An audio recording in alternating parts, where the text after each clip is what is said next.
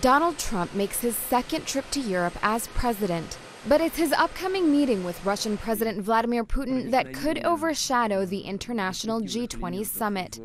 The two will meet face-to-face for the first time on Friday on the sidelines of the summit in Hamburg, Germany.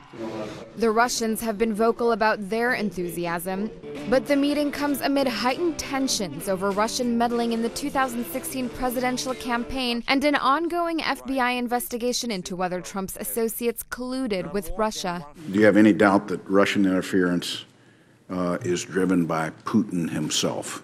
No doubt.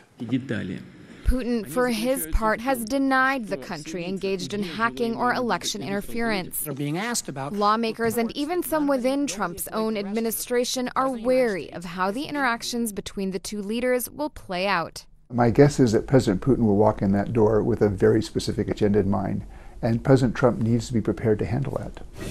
While the White House has said there's no specific agenda for the meeting, there are numerous pressing issues, including Syria, Russian force in Ukraine, and nuclear arms control. This is my first visit. On the eve of his meeting with Putin, President Trump addressed Russia with a critical eye. We urge Russia to cease its destabilizing activities in Ukraine and elsewhere, and its support for hostile regimes, including Syria and Iran. I think a lot of people interfere. As for election interference, he agreed that Russia meddled in last year's presidential election, but claimed other countries may have done the same.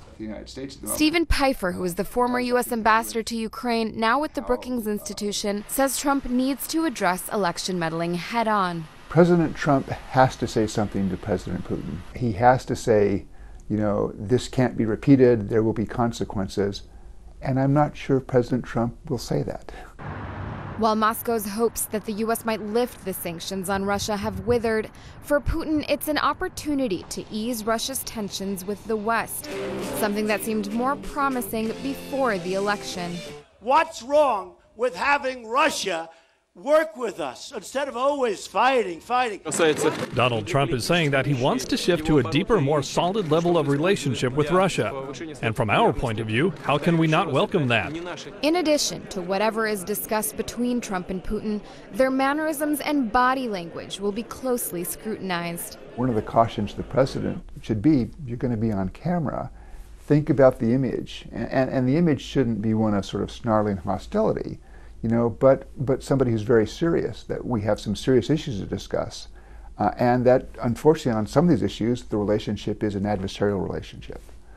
And so pictures will count. Pfeiffer says amid all the tension with Russia, big smiles and a loose demeanor are not the optics the White House should want. Noreen Nasser, Associated Press.